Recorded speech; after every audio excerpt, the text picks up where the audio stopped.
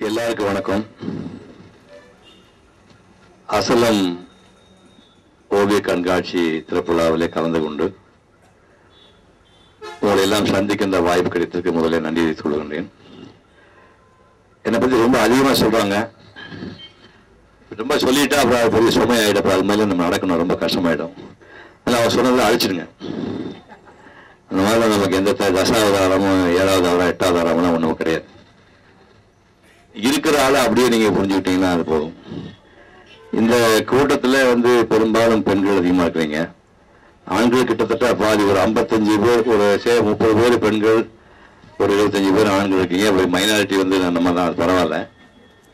நான் பெண்களை நான் இப்போது பார்க்கின்ற பார்வை, முன்னே எப்படி இருந்தாலும் தெரியாது எனக்கு.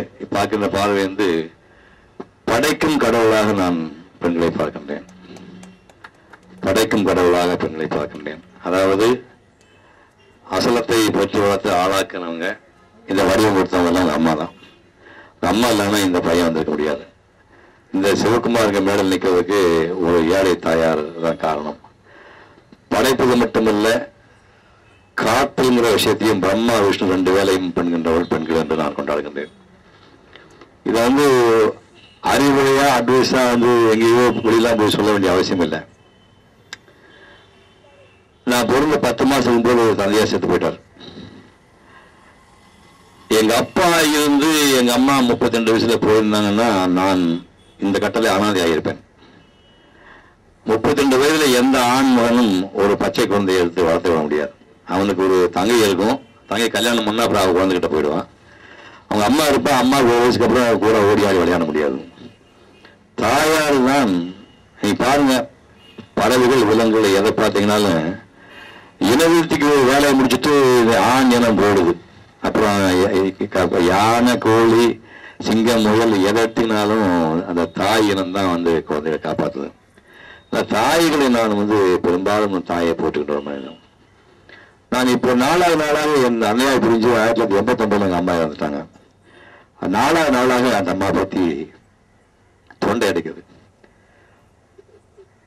கேழ்வரகு கூழ் சாப்பிட்டு அந்த ஒரு 7 ஏக்கரா வானம் பார்த்த செம்மண் பூமியில மழை பெஞ்சாத்தான் முளைக்கும். அந்த வானம் பார்த்த பூமியில கேழ்வரகு தொடர்ந்து சாப்பிட முடியுமா நினைச்சுப்பா. கேழ்வரகு மட்டும் சாப்பிட்டுட்டு அந்த 7 ஆண்டு படிக்கிறதுக்கு எனக்கு அந்த பூமியில் விளைஞ்சது பூரா அந்த தாயார் எனக்கு உதவி பண்ணாங்க.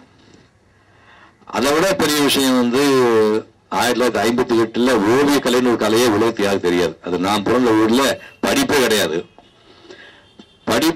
பள்ளிக்கூடம் கிடையாது, சாலை வசதி கிடையாது, மின்சார வசதி கிடையாது, குடிநீர் வசதி கிடையாது. அப்படி ஊர்ல திடீர்னு ஒரு தாயாருக்கு ஓவியம் வரைய போறான்னா ஓவியம் என்ன தெரியும் உங்களுக்கு? அந்த சூழ்நிலையில ஏதோ பையன் ஆசைப்படுறான், புரியப்பட்டு போய் படிக்கட்டும் அப்படின்னு இங்க அனுப்புனாங்க. அந்த சூழ்நிலை நெருக்கம் தான் என்னை யோகியமா இருக்கணும்னு கட்டாயப்படுத்துச்சு. இப்ப அந்த கட்டாயம் சூர்யாவுக்கு ஆத்தியம் கிடையாது. நான் ஒரு 30 மைல் சுற்றளவில் நான் ஒரு நல்ல பையன் பேர் வாங்கிவேன். அந்த 15 வயசுல ஒரு நல்ல பையன், தங்கமான பையன் பேர் வாங்குவேன். அப்ப 30 மைல் சுற்றளவில் நான் சென்னை இன்னும் ஒரு அழகான பொண்ணு நான் லவ் பண்ணிருந்தா அதோட கதை முடிஞ்சு போச்சு. 16 வயசுல நீ லவ் பண்ண அதோட கந்தல் ஆயிடுவீங்க, எழுதி வச்சுங்க. உங்க பையன் பொண்ணு யாரா இருந்தாலும் சரி, நீங்க 24 வயசுக்கு அப்புறம் வேலைக்கு போறீங்க, அப்புறம் லவ் பண்ணுங்க. அது யாரு வேணா லவ் பண்ணுங்க. இனிமே ஒன்றும் பண்ண முடியாது, இனிமே சாதி சொல்லி சண்டை போட முடியாது. 24 வயசு முடிஞ்சது, வேலைக்கு போறீங்க, குடும்பத்தை காப்பாத்துறீங்க. அந்த கட்டத்துக்கு வந்ததுக்கு அப்புறம் அம்மா அப்பா நீங்க பார்த்து கல்யாணம் பண்ணி சொன்னா சந்தோஷம், நீங்க பார்த்து கல்யாணம் பண்ணுவீங்க. ஆனா ஏற்கனவே பொண்ணை பார்த்துட்டான்னு சொன்னதுக்கு அப்புறம் நீங்க பிடிவாதம் பிடிச்சீங்கன்னா அவன் இன்னொரு பொண்ணை கல்யாணம் பண்ண மாட்டான், பொண்ணை கல்யாணம் தொடர மாட்டான். இவன் வாழ்க்கை வேணா போகும், அந்த பொண்ணு வாழ்க்கை வேணா போகும். 16 வயசுல லவ் பண்ண விடாதீங்க. நான் என்னுடைய உரையில சொல்லியிருக்கேன், குறிப்பா டீனேஜ் குழந்தைகளை, பெண் குழந்தைகளை தனியா படிக்க வைக்காதுன்னு சொல்லியிருக்கேன். வயசுக்கு வந்த பெண் குழந்தைகளை தனியா படிக்க வைக்காதீங்க. பாட்டியோட படிக்க வைங்க, அப்பா வழி பாட்டி, அம்மா வழி பாட்டியோட படிக்க வைங்க, அத்தை இருந்தா கூட படிக்க வைங்க, கடைசிக்கு வேலைக்காயோட படிக்க வைங்க. ஏன்னா SMS ஒன்று விட்டது. SMS ராத்திரி பகலாம் குழந்தைய நாசம் பண்ணுது. அந்த வயசு நம்ம தாண்டி வந்தோம் இல்லையா? ஒரு பொண்ணை பார்த்து சிரிப்பு சிரிச்சுன்னா அந்த 30 வயசுல பல்ல பார்த்தோன்னே நைட்டு கூட தூக்கம் அந்த பயலுக்கு. அவளுக்கு அதே மாதிரி கண்ணங்கலன்னு இருப்பான். சிட்னி பாய்ட்ரை ஏமா பிடிச்சுன்னு கேட்டா ஒருத்தன், பல்லு வெள்ள விளையாட்டுக்குன்னு அப்படின்னு ஒருத்தி. சிட்னி பாய்ட்ரு அட்டகரி ஆளு, அங்க உலகத்துல பெரிய ஆக்டர் விஷயங்காரன். அப்படி கருப்பு அவனுக்கு கண்ணு முடி விட்டு வெள்ள மொழி தவிர பாக்கியெல்லாம் கருப்பாக சிரிச்சா பல்லு மட்டும் ஏன்டா லவ் பண்ணி கேட்டா எனக்கு பல்லு வெள்ள வெளியே இருக்கு லவ் பண்ணேன்னா அது நம்ம ஒன்றும் கேட்க முடியாது. ஸோ ஊரை விட்டு நான் புறப்பட்டு வரும்போது இந்த விஷயங்கள் எல்லாம் தெளிவுபடுத்திட்டு நான் அந்த பொங்கல் நிகழ்ச்சி பாருங்க சொல்லியிருக்கேன். இன்னும் மீண்டும் ரிப்பீட் பண்றேன். புலன்களிலே ஒன்று உபாதை செய்தால், புலன்களிலே ஐம்பலங்களுக்கு கண்ணு காது மூக்காய்க்கு புலன்களிலே ஒன்று உபாதை செய்தால் அதை இழுத்து வைத்து அறுத்து விடுவது என்ற சிந்தையோடு சென்னை வந்தவன் சொல்லியிருக்கேன். எவ்வளவு கடினமான வார்த்தை பாருங்க. ஒரு பையனுக்கு என்ன பிரச்சனை இருக்கு, புலன்களிலே ஒன்று உபாதை செய்தால் அதை இழுத்து வைத்து அறுத்து விடுவது என்ற சிந்தையோடு சென்னை வந்தவன். என்னுடைய கால உணவுலாம் தீச்சிட்டு நான் புறந்தாச்சு இந்த மண்ணில் எங்கேயோ வந்து புறப்பட்டோம். அந்த புறனுக்கு அடையாளம் பண்ணி ஆகணும். அப்பா வந்து 10 மாதத்துக்கு செத்து போயிட்டாரு. நம்ம மூலமா தான் இந்த குடும்பம் கடத்தியாகணும் அப்படிங்கிற வெளியிலே ஒரு பொண்ணு நிர்வாணமா இருந்தா கூட என்ன எலெக்ஷன் வராது. ஒரு பொண்ணு நிர்வாணம் அழகான பண்ணா கூட எலெக்ஷன் வராது. நான் அந்த மாதிரி மைண்ட் செட்ல இருந்தவன். நான் நடிக்கும்போது அதே மாதிரி தான் 10 நாளைக்கு கந்தன் என்ன முடிவு வருஷம் வர சொன்னா எனக்கு அந்த எந்த உணர்வுமே வராது. நான் அப்படி மைண்ட் செட்ல வாழ்ந்தோம். ரமேஷ் முதல்ல ஒரு வார்த்தை சொன்னார்.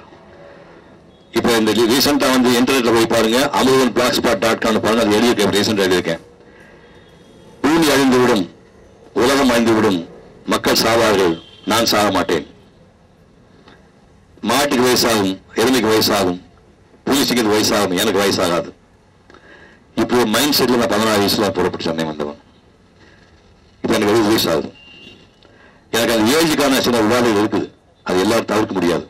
ஆனால் இதை மீறி கூட வந்து ஏன் இருக்குன்னா அந்த உள்ள சொல்லிட்டு சைக்கிள் ஒன்று இருக்கு உள்ள, நான் நிரந்தரமானவன், நான் நிரந்தரமானவன், எனக்கு அழிவு கிடையாது, நான் வாழ்வேன், நான் வாழ்வேன் சொல்லிக்கொண்டு அது மாதிரி எல்லாரும் சொல்லிட்டு இருக்கணும். அந்த மாதிரி சென்னை வந்து 7 ஆண்டுகள் ஓவியக் கல்லூரியில் சேர்ந்தேன். 7 ஆண்டுகள் வந்து இந்தியா பூரா சுற்றி ஓவிய வரைவுக்கு எனக்கு ஆன செலவு 7 ஆண்டுகள் 7149 ரூபாய். நீங்க வீட்டு வாடகை உங்களுக்கு தெரியும். 7 ஆண்டுகளுக்கு எனக்கு செலவு வந்து 7149 ரூபாய். இங்கேயும் திருப்பதிக்கு 1962 அக்டோபர் கல உற்சவர் ரத உற்சவ டேட்ல இங்கே புறப்பட்டு நாங்கள் போய் பிளாட்பாரத்தில் நீங்க வந்து கேப் போட்டு உட்காந்துருக்கீங்க, நின்று அப்படி இருக்கும். இப்போ இடையில கேப் இருக்கு, ஆளுக்கு கேப் இருக்கு, நின்று அப்படி இருக்கும், அவ்வளோ டைட்டா இருக்கும். அந்த கேப்ல படுத்துக்கணும், இல்லாட்டி இடம் கிடைக்காது. அந்த மாதிரி கல உற்சவ ரத உற்சவ டயத்துல மேலே போய் நின்றுட்டு இருக்க மனுஷன் நடுவு கீழே படுத்துட்டு காலில் இருந்து கைப்பம்பில் குடிச்சிட்டு நான் ஓவியங்கள் வரைந்தவன். நான் இங்கிருந்து மகாலி வந்து சைக்கிளில் ஓவியம் வரைஞ்சவன். திருமலாக்கல் மகாலுக்குள்ள வந்து மொட்டை மாடிக்கு மேலே போய் கீழே கோர்ட் நடந்துட்டு இருக்கு, மாடியில் உட்காந்து ஓவியம் வரைஞ்சேன். மீனாட்சி அம்மன் கோவில் 10 மணி நேரம் ஓவியம் வரைஞ்சேன். திருவண்ணாமலை கோவில் 8 மணி நேரம் ஜோதி வைக்கிற மலை மேலே உட்காந்து வரைஞ்சேன்.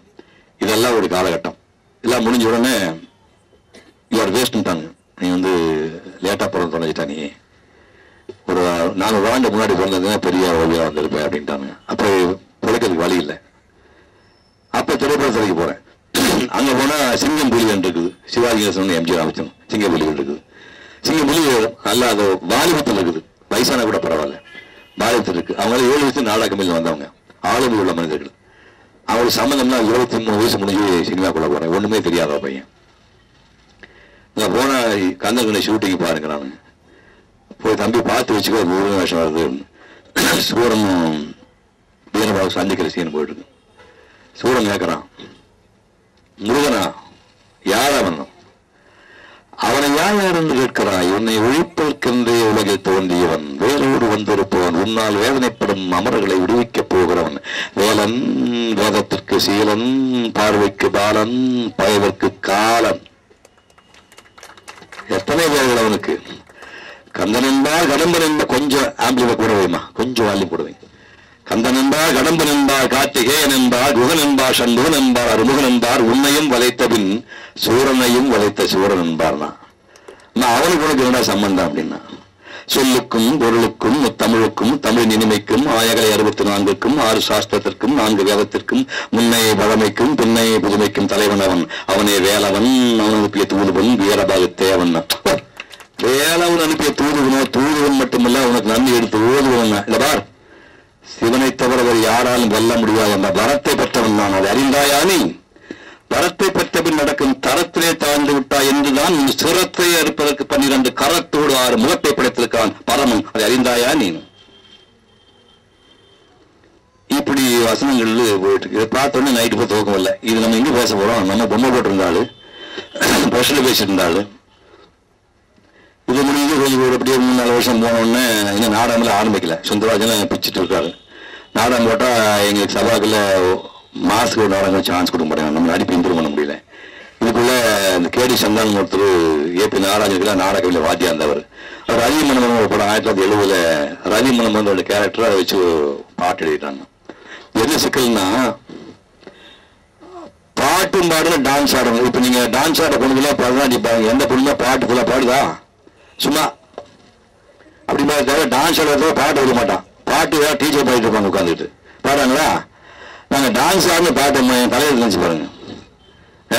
அனங்கன் கஜநம்பன் வசந்தன் மன்மதன் என்றும் வணங்கும் என் ஊர் மன்னவா கலம்பம் சென் பழம் தங்கும் கருங்கூந்தல் கவின்போம் கயந்தோகும் கயற்கண்ணையே ஆடலும் பாடலும் அன்பின் ஊடலும் கூடலும் இன்பம் தேடலும் உன் செயல் அல்லவா நீ எல்லை என்றால் வாடிடும் வையகம் அல்லவா அழகு தமிழே பழகும் செய்ய அமுதநிலையே உணர்ந்து செயலால் அந்தரங்க சிந்து பாடுவார் சந்தனம் காதல் மந்திரத்தை தினம் நாடுவார் மனம் கொஞ்சும் மலர் மஞ்சம் அடைந்துள்ளம் குளிர்ந்தங்கம் கலந்தண்டின் நலம் காணுவோம் குணம் கொள்பின் அணங்கே உன் மனம் கொண்டு மனம் தந்தேன் இணைந்தொன்றாய் சோம் காண. இதை புரியுதா?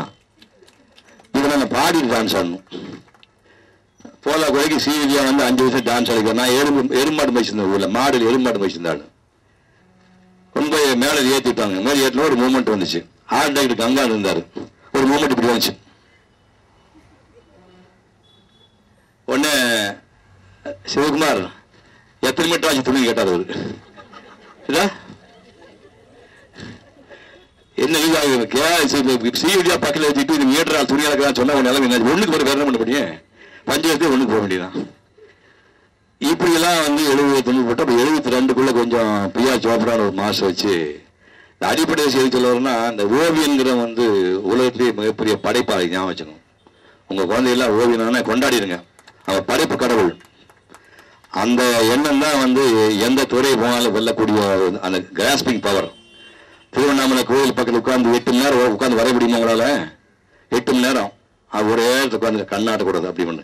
அந்த கான்சன்ட்ரேஷன் தான் ஒரு விஷயத்தை கற்றுக்கிறது எனக்கு உதவி பண்ணிச்சு. அதுக்கப்புறம் இந்த காரைக்கால் அம்மையார் ஒரு படத்தில் படுத்தேன். அதில் வந்து காரைக்கால் அம்மையாங்கிற ஒரு தமிழ் புலவர் அவையார் மாதிரி ஒரு லேடி கடைசி காலத்தில் வாழ்ந்து முடிச்சுட்டு கைலாசத்தில் போய் சிவனை பார்த்துட்டு செத்து போகலான்னு கிளம்பி போகிறாங்க. வழியில் சிவனை வந்து சோதனை பண்ணி சிவலிங்கத்தை வழியில் உருவாக்கி விடுறாரு. சிவலிங்கம் வரும்போது கால் வச்சு நடக்கூடாது, இந்த மாதிரி தலையால் நடந்து போகிறாங்க. அப்போ கைலாயம் ஆடுது. அப்போ பார்வதி கேட்குறா, என்னங்க கைலாயம் ஆடுதுன்னா என்னை காண அம்மை வந்து கொடுக்குறான்னா, அம்மையப்ப உனக்கு பேரியா உன்னை காண அம்மை வந்திருக்கானா? அவன் என்னை காண காரைக்கால் அம்மையா வந்து கொண்டிருக்கிறார். நான் பசித்திருந்த போது அரிசுவை உணவு படித்தவள்னா சரி நானும் பட்டோம்னா முதல்ல நான் போயிட்டு வரேன். நீ சிவன் வரான். இப்போ தலையால் நம்ம நடந்துட்டு இருக்காங்க. அம்மையே எழுந்துரு, நான் அமர்ந்திருக்கும் இந்த மலையை காலால் மிதிக்க அஞ்சி தலையால் நடந்து வந்து என் உள்ளத்திலே நிலையான இடத்தை பெற்றுவிட்ட தாயே, நீ வேண்டும் வரத்தை கேள். பிறவாத வரம் வேண்டும். என் பிழையாலே நான் மீண்டும் பிறந்து விட்டால் உன்னை மறவாத நிலை வேண்டும். கொடுத்தேன் போ. நான் பாட அம்மையப்பனாக இருந்து நீயும் பாரதி ஆடுகின்ற காட்சியை காண வேண்டும். திருவள்ளங்காட்டுக்கு வா அப்படின்னு. இதுதான் காரைக்கால் கிளைமாக்ஸ். 8ஆம் கிளாஸ் படித்த கண்ணதாசன் அந்த பாட்டு எழுதியிருந்தான். தக தக தக தக தக என ஆடவா சிவசக்தி சக்தி சக்தியோடு ஆடவா ஆலகாலனே ஆலங்காட்டினில் ஆடிடும் நாயகனே நீலகண்டனே வேதநாயகா நீதியின் காவலனே தாள வகைகளோடு மேல துந்துபிகள் முழங்கிட ஓர் கணமே காலை தூக்கியே ஆனந்த தாண்டவம் ஆடுக மன்னவனே முத்துக்கொடி சக்தி குலமகள் உத்துக்கொரு வெள்ளம் துணை என பக்தி கொடி படரும் நெஞ்சில் விளையாட தித்திப்புது இறைவன் பேரென பற்றுத்தரும் பரமன் துணை என சுற்றத்தொரு மனிதர் உலகொரு இசை பாட கற்றுத்தரும் ஒருவகை அறிவில் முற்றும் தருவது ஊர் மனிதர்கள் மெற்றுப்புகழ் பெறுவார் அவளும் உறவாட திக்கு பல திமி திமி என தக்க துணை தகதக தகவன தட்டக்கிட அலைய நடமிடு உலகாட இம்மைக்கும் 7 பிறவிக்கும் பற்றாகி எழிலோடு எமையாளவா ஈரசெய நாடகம் முத்தமிழ் நம்மிலே இயங்கியே நடமாடவா அம்மைக்கும் நாயக அப்பனே ஐயனே அரசனை நடமாடவா ஆடுகிற காலழகில் காடுபொடி ஆகவன அம்மையுடன் நீ ஆடவா சிரிப்புக்குள் நெருப்பொன்று வரச் செய்து நீ நெருப்புக்குள் நீரொன்று தரச் செய்து நீ கருப்பைக்குள் உயிர்ப்பிக்கும் உயிர்தந்த நீ கழிப்புகள் உலகங்கள் நடமாடவா உலகத்து நீதியே சமயத்து பொருளே இதயத்து அறிவே இருளுக்குள்ளே ஆடவா நடமாடவா. 1972 இந்த பாட்டு 40 வருஷம் பண்ணு. இதுக்கு நம்ம போட்டு பட்டையை கழட்டி ஆட வச்சானுங்க. நான் சொன்னேன் ஊரில் வந்து டப்பாங்குத்து படமானது கூட அவன் செத்து போனால் சுகரில் ஆடுறாங்க இல்லைங்க, டெட் பாடி மேலே ஆடி அந்த ஆட்டமே நமக்கு வராது இல்லை, பரதநாட்டியம் வேறு ஓட்டுறாங்க. அப்போ வேறு வழியில் சோப்ரா மாஸ்டர் ஒரு வருஷம் கொஞ்சம் கதை கற்று வச்சிருந்தேன். அதனால் சீதியா ஷூட்டிங் தான் டப்பு ரிகர்ஸ் ஆட வருவான். போய் உட்காரு 5 நிமிஷம் ஆடி இருக்குல்ல கூட ஆட போறியா போய் உட்காரு அப்படி சீவியில் உட்கார வச்சு நான் மட்டும் ரிஹர்சல் பண்ணுவேன். 15 நாள் காலைல ஒரு டர்க்கி டவல் கொண்டு போவேன், சாயங்காலம் அப்படியே நனைஞ்சு ஜூஸ் மாதிரி பிடிச்சி வேறுவேன். சாயங்காலம் வரைக்கும் அது பாம்பே டவல் புரிஞ்சு சாயங்காலம் போனால் புரிஞ்சா வேறு வரும். 15 நாள் ஆடிட்டு போனேன். என்னென்ன அப்படின்னா இப்போ அடிக்கடி போடுவேன். காலைக்கிழமை அந்த டான்ஸ் போடுவாங்க, கேபி சுந்தராமல் பாடுவாங்க. நான் பண்ணது என் வாழ்க்கையிலேயே நான் பண்ண மிகப்பெரிய டான்ஸ். எப்போ சூர்யா வந்து அந்த பிதாமல் கிண்டல் பண்ணி ஆடிப்பாங்க. அவளும் சண்டால பாவீங்க. சூர்யாவும் அது இவன் நினைக்கிறேன் சிம்ரன் சேர்ந்து ஞாபகம் இருக்கா கிண்டு ஊர்களுக்கு அப்படி இல்லை பண்ண என் பையனோ சொல்ல பண்ணுறாப்பா. நான் எங்கடா போய் சொல்லுறது நக்கல் பண்ணிவிட்டாங்க. பாட்டு சூழ்ச்சியில் ஆடிக்கிற ஒரு படி ஆக்கிப்பாங்க. ஏப்பா என்ன பாடுற நீ நாங்கள் ஆடிட்டோம்ல அப்படின்னு நாங்கள் ஒன்றும் சொல்ல முடியல. இப்படி ஒரு பக்கம் போயிட்டு அதுக்கப்புறம் பார்த்தா எனக்கு கர்நாடக சங்கீதம். நாங்கள் ரேடியோவே கேட்டதில்லை. நான் ரேடியோவே 15 வயசு வரைக்கும் ரேடியோ நான் கேட்டது கிடையாது. ரேடியோ பார்த்தோம்னா கேட்டது கிடையாது. அப்புறம் மெல்லிசையே தெரியும். அப்போ வல்லிசை எப்படியா வரும்? வல்லிசை எப்படி வரும்? கர்நாடக சங்கீதம் எத்தனை பேர்?